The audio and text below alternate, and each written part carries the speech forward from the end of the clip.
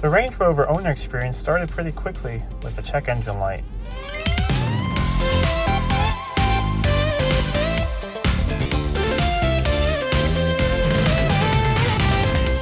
Welcome back to Living with a Classic, and if you're new to my channel, I hope you stick around and consider subscribing. I put in new videos twice a week, usually about some classic Jag content, like the XJ40 behind me over there, which I'm working on at the moment for a video.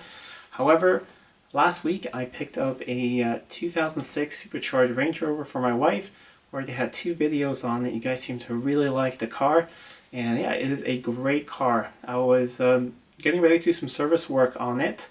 Also, if you haven't seen the previous videos on that car, I'll link them down below and up above so you can check them out. There's one where we just picked it up, and the second one where I kind of go through the car and everything that's wrong with it. However, since then I've just ordered parts and it's been sitting. And it's been sitting for about a week until yesterday I decided to bring it into the other storage workshop because I can't get it in here at the moment due to the Daimler being in pieces, and also I'm not sure if it's going to fit through the door. I'll have to measure that because the door is not that high in here, because I wasn't really expecting to put big 4x4s in here, you know, just low, sleek Jags. So we'll have to see if it fits in here. Maybe it does, maybe it doesn't. That'll be a future thing. However, so it's down in the storage workshop now. I'm just going to do an oil change, filter, transmission service, brake caliper, a few other things. But as I started up and drove it around the house, it felt a little odd. Right when it started up, I mean, it started right away, but it wasn't as smooth as I remember. It felt a little bit lumpy, but I didn't really think about that much. I mean, it's been sitting for a week. It's very, very cold out here. It's been rainy and damp, so I didn't think too much about it. But then as I pulled up, put it into reverse to drive around the main building here to go to the other one on the farm, got one warning message first on the dash. Hill descent control not available. And first thought that popped into my mind is, well, I've read that that's one of the first messages you get up if you have a bad battery in one of these. So, okay, kept going around the building. I mean, I was just creeping in first gear. Then when I got over here, I put it in reverse because I wanted to back it into the building. As soon as I put it in reverse, it bonged at me, sort of like just a chime, and then it said on the little display, transmission fault, limited gears only available. So I was thinking, oh crap, not something wrong with the transmission. You know, switched it on, turned it back on, that went away, backed it in there, but as I did that, got a check engine light on the dash as well, and then I kind of just called it a day. I figured I need to read the code, see what's going on. I also need to test the battery before I continue servicing this car. No point in putting money in pouring new oils and stuff in it if there's a lot of things wrong with it. So what I did was I picked up one of these pretty cheaply. It's just a battery tester. It doesn't only check voltage, it also checks load, so you can put in the cold cranking amps. It will put a load on the battery and see how it's doing. I picked up one of these locally really cheap. It's not a very fancy one, but I think it should get the job done to see if I need a new battery or not. Like I have mentioned, the car did sit for years, so maybe the battery, I don't know how old it is. I can't see a date mark on it, but it doesn't look that new. So chances are it's bad. And then I got to borrow one of these from a good friend of the channel, an iCarSoft code reader. I'll just have a look at it. We'll see it more on the car, but here it is, really, really nice. He just picked it up because he bought a, I believe 2003 or 2004 L322 Range Rover, and he had some weird codes on his as well. Also turned out that he actually didn't have anything wrong with the car. He checked the battery. Battery was bad on his car. After replaced that, he cleared all the codes, tested all the systems, everything was perfect. He went for a drive, and the last light went out, which was the ABS light, and it's been working perfectly since. So I'm hoping that the battery is the culprit here, but we're going to see. We'll go on down to the other building, have a look at it, read the codes, and then afterwards we're going to check the battery as well. And hopefully there's nothing majorly wrong with the Range Rover. And if there isn't, I will of course continue with all the service work. So here we are down at the Range Rover. I have it in this little storage place over here because I can't really get into my workshop at the moment. I don't even know if it fits in there. I'll have to measure because it's pretty tall, and the door into my workshop, it's not that tall. Plus there is a Daimler in a couple of, well, not million pieces, but in pieces blocking the entrance. So I pulled it in here yesterday just to start doing some work on it. We're going to start all the service work, oil filter, oil, all that was mentioned in the previous video, transmission, brake caliper in the rear, and a few other things. And when I started up and drove it down here, it was running a little bit funny in the beginning. It almost felt like it was misfiring or something. It wasn't really perfectly as smooth as before. Had been sitting for a week, like I said, but started right away. And when I drove it just around my house, I mean, I don't think it even shifted or anything, just around my house, I got two things up on the screen. I got the hill descent control not active, and I got transmission fault as well. Transmission fault, limited gears available. And then I turned it off because I realized it wouldn't fit in here with another vehicle, so I had to move another vehicle out of here. And then when I turned it back on, I got the gearbox fault again, and I got check engine lights. So let's start reading codes, at least. That's what I can do. I have a theory, like I mentioned before, that it might all be caused by the battery. These cars are really finicky when it comes to battery. And just that all of this happened after it had been sitting for a week, that we hadn't had any errors on the dash before or any check engine light on the dash. Of course, there could be codes in the system. The car's been sitting for a year, so I'm expecting that the battery could be bad, or at least bad enough for a car like this, which just needs a really good battery. So the first thing we're going to do, of course, is read all the codes. I borrowed this from a friend. Should work for the Range Rover. If you're hearing some funny things in the background, that's just the goats outside. Life on a farm. So this thing should be able to read the codes. And then I have a battery tester as well, so we're going to test how good the battery is. If the battery turns out to be bad, that will be the first thing I replace. And then we'll put a new battery in there. We'll clear the codes, and then we'll see what comes back after that. And then I think we can actually know what's wrong with it, because I am aware that this thing can throw a lot of weird codes when it has a bad battery. But let's start by plugging this thing in down here. And there we go. Let's see, I've never used this one before, so I'm going to grab the key, because I probably have to have the ignition on, like in other vehicles when you see test codes. Okay, ignition is on. Okay, let's go into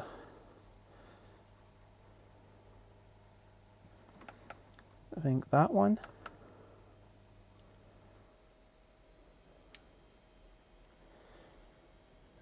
Talking, oh, it's in Swedish. Talking to codes found 0, monitor. Okay, that's interesting.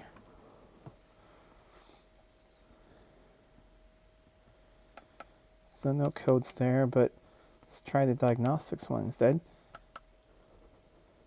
Land Rover. Yep.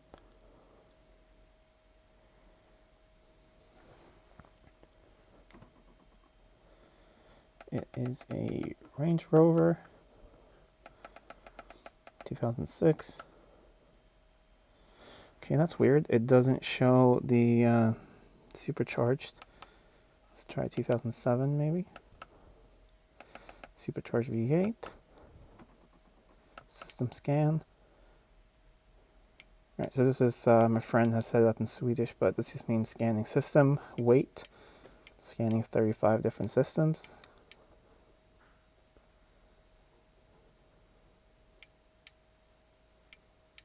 It's making some funny noises inside. Alright, so I guess these are systems, because that's the engine, gearbox, ABS, instrument pack. Let's start with the engine, because we do have a check engine light. Read codes. And wow, 11 codes.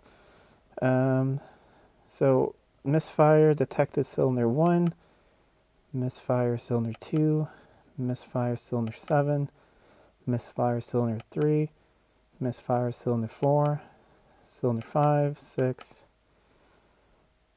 random misfire. So I'm guessing it's misfire in every single cylinder. It did feel weird. It did not feel normal when I drove it in here. Misfire due to low fuel. Some error during the first startup. System pressure too high, fuel pressure. Alright, so we got a lot of weird codes here. So I'm guessing Because I got all of that at once. Maybe there is something wrong with fuel pressure, or it's just, once again, it could be battery. We're going to check that a little bit. I do feel that the interior lights are a little bit on the dim side, so we're going to check out the battery in a bit. Let's see. Gearbox, just for fun. Read codes. Lost communication with cluster module.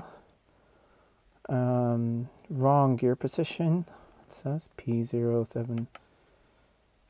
Lost communication with, so I'm trying to translate this. Lost communication with some module. I don't know what that means. And a bad 3/4 shift, which I did feel that when the car is cold, it has a bad 3/4 shift. And I've heard that code specifically can be, of course, it can be the shift solenoids, but it can also be if you have uneven tire wear, which this car has ordered new tires for it. It can be a bad battery, it can be bad fluid level, so it's getting a transmission service. So all in all, not too bad. And there's a lot more to go through. But I think since we've gotten so many codes so far, and yeah, I don't know. Let's just check out one more. All right, 10 codes for that. I'm wondering if these are sort of stored codes that have only come up once, and if they don't come up after a certain amount of times, they go away, because I think the check engine light was only triggered by those engine codes, because it misfired there when it started up. So since we got so many weird things coming on all at once, let's unplug this, turn it off, and let's actually check on the battery health. So on these cars, the battery is under the bonnet, but all the way back here. So if you want to get it out later, you need to remove the struts here, and you can lift the bonnet up pretty much vertically into a service position to get it out. I think that's going to be a heavy beast to get out if I do have to change it, but the car has been sitting for a year. I don't know how old that battery is, and these things are very finicky. So I picked up one of these really cheaply. It's just a battery analyzer tester. It tells you the health of the battery. You can put in the correct cold cranking amps, or whichever way the battery is measured, put it in, it will test it, and it will basically tell you the health of the battery. So I hooked it up, test it, and let's see what this battery is like. I haven't charged it or anything. I drove it in here yesterday, and then it's just been sitting overnight, and now we've done a few things inside with the diagnostics. But I've turned the ignition off, closed the door, so no lights or anything are on. So let's see what the health of that battery is. Okay, got the positive on there. Let's hook up the negative.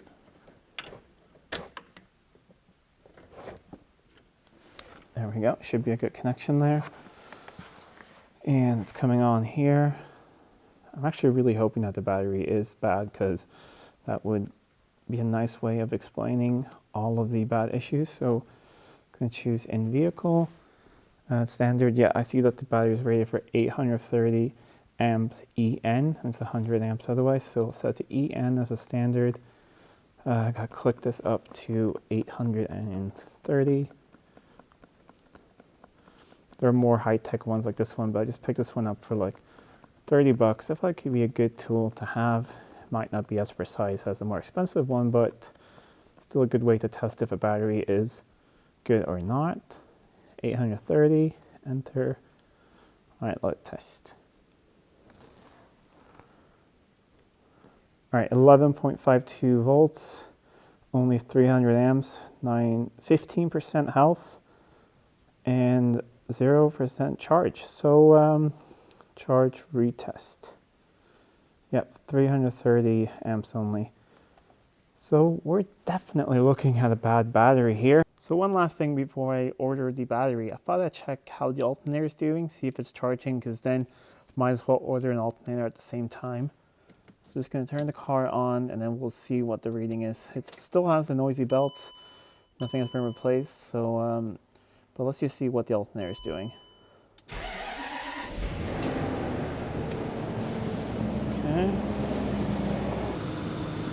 Okay, got the negative on the battery here. I'll use the positive one over here on the firewall.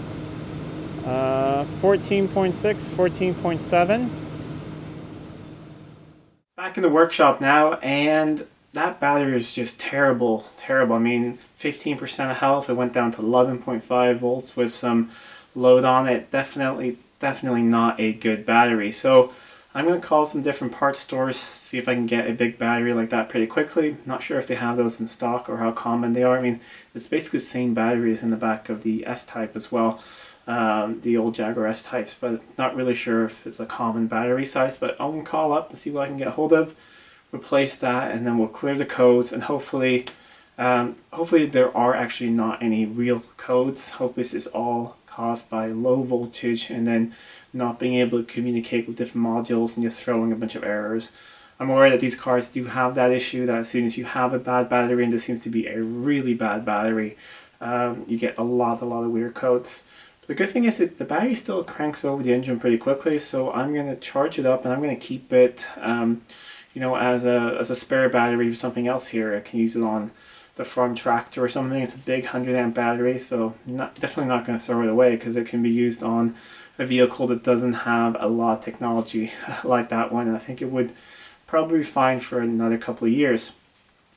So I will now continue all the service work on the car, and I'd like to ask you guys if you want to see that. It will be, like I mentioned, the oil and filter change. We're going to change the thermostat and coolant,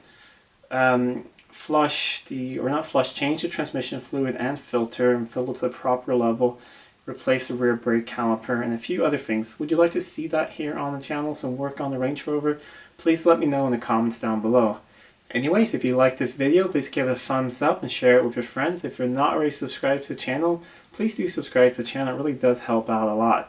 And until next time, I'm Adam, and this was Living with a Classic. I'll see you soon.